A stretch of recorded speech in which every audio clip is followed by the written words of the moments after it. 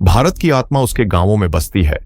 हर सुबह जब सूरज की पहली किरण मिट्टी को छूती है तो वह मिट्टी एक किसान को पुकारती है। वह किसान जो कभी बारिश की बूंदों से अपनी तकदीर बुनता है और कभी सूखे की दरारों में अपने सपनों को दफना देता है। यह कहानी है एक ऐसे ही गरीब किसान की जिसकी जिंदगी ने उसे बार बार तोड़ा, लेकिन हर बार वह कुछ नया बोकर खड़ा हो गया। छत्तीसगढ़ के एक छोटे से गांव बड़े मुड़ा में एक किसान रहता था। नाम था रामेश्वर। उम्र कोई 55 साल होगी, लेकिन चेहरे की झुर्रियाओं और धूप में झुलसा रंग बताता था कि जिंदगी उससे कहीं ज्यादा उम्र निकाल चुकी थी। रामेश्वर की जमीन बस 2.5 एकड़ थी और उसमें भी आधी जमीन पत्थरीली थी। हर साल वह खेत जोतता, बीज बोता, भगवान से दुआ करता और बारिश के सहारे पूरे परिवार का पेट पालता। उसकी पत्नी गौरी शांत, सहनशील और ममतामयी, और 2 बच्चे, राजू उम्र 12 साल और पिंकी उम्र 9 साल। उनके लिए 2 वक्त की रोटी ही सबसे बड़ी दौलत थी। लेकिन उस साल सब बदल गया। साल 2018 की गर्मियां कुछ ज्यादा ही लंबी हो गई थीं। जून बीत गया, जुलाई भी चला गया, लेकिन आसमान ने एक बूंद पानी नहीं बरसाया। खेत सूखने लगे, फसलें मुरझा गईं। जो कुछ उम्मीद थी वो भी अब धूल में बदलती दिख रही थी। रामेश्वर रोज सुबह उठकर आसमान की ओर देखता, जैसे पूछ रहा हो, कब बरसेगा तू? लेकिन बादल जवाब नहीं देते। गांव के बाकी किसान अब सरकारी राहत की ओर देख रहे थे। कुछ ने जमीन गिरवी रख दी, कुछ ने शहर की ओर रुख कर लिया, लेकिन रामेश्वर ने ठान लिया था, मैं अपनी मिट्टी नहीं छोड़ूंगा, चाहे जो हो जाए। रामेश्वर ने जो बचा खुचा बीज था वही फिर से बो दिया। कुएं का पानी अब आखिरी दिनों में था, लेकिन उसने हर बूंद सोच समझकर खेत को दी। खुद भूखा रहा, लेकिन मिट्टी को कभी प्यासा नहीं रहने दिया। राजू ने एक दिन कहा, बाबा, स्कूल में मास्टर जी ने कहा शहर में नौकरी मिल सकती है। रामेश्वर ने धीरे से मुस्कुराकर कहा, बेटा, तुझे भेजूंगा, जरूर भेजूंगा, लेकिन ये खेत जब तक है तब तक तेरी जड़ें मजबूत रहेंगी। गांव के महाजन भोलाराम के पास रामेश्वर तीसरी बार गया था। पिछली बार उसने 10,000 रुपये लिए थे बीज और खाद के लिए।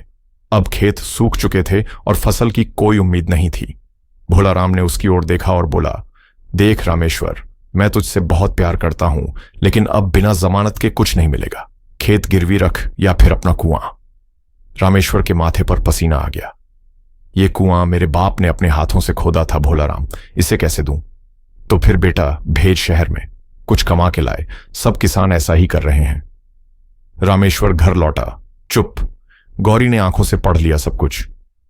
कुछ तो करना पड़ेगा जी, बच्चों के चेहरे देखे हैं। रामेश्वर ने उस रात आसमान की ओर देखा।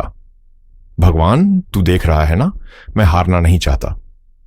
गांव के सरपंच ने आपात बैठक बुलाई। सूखा अब संकट बन चुका था। सरपंच बोले, सरकार से मदद की चिट्ठी भेजी है, लेकिन कब तक आएगी कोई नहीं जानता। एक नौजवान बोला, हमें खुद करना होगा कुछ। रामेश्वर ने पहली बार पंचायत में बोलने की हिम्मत की। अगर हम सब मिलकर एक तालाब खोदें तो अगली बार बारिश में पानी रुक सकेगा, खेतों को बचा सकेंगे। लोग हंसे। तू अकेला खोदेगा तालाब? रामेश्वर बोला, हां, मैं अकेला शुरू करूंगा। जो साथ देना चाहे दे, लेकिन मैं अब सिर्फ इंतजार नहीं करूंगा। अगले दिन रामेश्वर अपने फावड़े के साथ उस जगह पहुंचा जहां तालाब खोने की बात की थी। सूरज सिर पर था और जमीन लोहे जैसी सख्त, लेकिन वो खोदता रहा। पहले दिन अकेला, दूसरे दिन राजू भी आ गया, तीसरे दिन 2 और किसान जुड़ गए, 7वें दिन गांव की औरतें भी हाथ में बाल्टी लेकर आ गईं। गांव हंस रहा था, अब साथ खड़ा था। तालाब की खुदाई अब पूरे गांव की मुहिम बन चुकी थी, लेकिन यह आसान नहीं था। गर्मी तेज थी, पानी की किल्लत बढ़ती जा रही थी और लोग थकने लगे थे।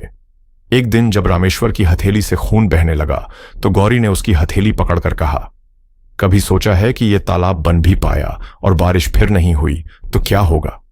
रामेश्वर ने मुस्कुराकर कहा, तो मैं फिर से शुरू करूंगा, जब तक सांसें हैं हार नहीं मानूंगा। गांव के बच्चे भी मिट्टी ढोने लगे थे। पिंकी छोटी बाल्टी में मिट्टी भरती और खुश होकर कहती, पापा, मेरा भी तालाब है ना। तालाब की खुदाई को 40 दिन हो चुके थे। गर्मी चरम पर थी। एक शाम जब सभी चुपचाप बैठकर थके हुए अपने घर लौटने की सोच रहे थे, तब एक तेज हवा चली और आसमान में बिजली कड़क उठी। सबकी निगाहें ऊपर उठी। पहली बूंद गिरी। रामेश्वर की आंखों से आंसू बह निकले। पिंकी उछलकर बोली, पानी? पापा देखो। गांव वालों ने तालियां बजाईं, नारे लगाए। तालाब जिंदाबाद, रामेश्वर जिंदाबाद। बारिश झमाझम होने लगी, खेतों की प्यास बुझने लगी थी। 4 महीने बीते, अब गांव के खेत हरे हो गए थे। वो तालाब अब गांव की धड़कन बन चुका था। रामेश्वर ने पहली बार अपनी जमीन पर इतनी अच्छी फसल देखी। उसने थोड़े पैसे से राजू को शहर भेजा पढ़ाई के लिए। गौरी के लिए एक नई साड़ी खरीदी और पिंकी को स्कूल की किताबें। महाजन भोलाराम खुद चलकर आया। रामेश्वर, अब तू कर्ज लेगा तो ब्याज कम लगाऊंगा। रामेश्वर मुस्कुराया, अब मुझे कर्ज नहीं, इरादा चाहिए, वो मेरे पास है। अगले साल सरकार की टीम गांव आई। जब उन्हें पता चला कि कैसे एक गरीब किसान ने अकेले तालाब की शुरुआत की तो उसे सम्मानित किया गया। पंचायत भवन में उसका नाम पट्टे पर लिखा गया। राजू की चिट्ठी आई, बाबा, आपकी कहानी अब हमारे स्कूल में पढ़ाई जा रही है, आप मेरे हीरो हैं। रामेश्वर ने चिट्ठी को सीने से लगाया और कहा, मैं तो सिर्फ एक किसान हूं, लेकिन जब मिट्टी से प्यार हो तो पत्थर भी सोना बन जाता है। तालाब बनने के 1 साल बाद गांव में बहुत कुछ बदल गया था। अब हर खेत हरा था, हर घर में अनाज था और सबसे बड़ी बात, लोगों में आत्मविश्वास था। पहले जो किसान शहर भागने की सोचते थे, अब वही अपने बच्चों को खेती सिखा रहे थे। गांव के स्कूल में नया कमरा बना जिसमें बच्चों को किसान रामेश्वर मॉडल पर पढ़ाया जाने लगा। कैसे एक इंसान पूरे गांव को बदल सकता है। सरपंच ने पंचायत में घोषणा की, अब से हर साल रामेश्वर दिवस मनाया जाएगा। पर जिंदगी हर बार आसान कहां होती है। राजू शहर में बीमार पड़ गया। उसकी पढ़ाई रुकने की नौबत आ गई। डॉक्टर ने कहा, इलाज महंगा है, तुरंत करना होगा। रामेश्वर ने फिर से अपनी जमीन गिरवी रखने की सोची, लेकिन इस बार गांव साथ खड़ा हो गया। लोगों ने चंदा जमा किया, किसी ने अनाज दिया, किसी ने पैसे, किसी ने सिर्फ साथ। गौरी ने रोते हुए कहा, इससे बड़ी पूंजी क्या होगी जी, कि अब हम अकेले नहीं हैं। इलाज सफल हुआ। राजू ठीक हो गया। पढ़ाई में वो अब और तेज हो चुका था। एक दिन वह रेडियो पर किसानों के लिए बोल रहा था, मेरा पिता एक अनपढ़ किसान है, लेकिन उन्होंने मुझे सिखाया कि अगर मिट्टी से प्यार हो तो कोई भी सपना अधूरा नहीं रहता।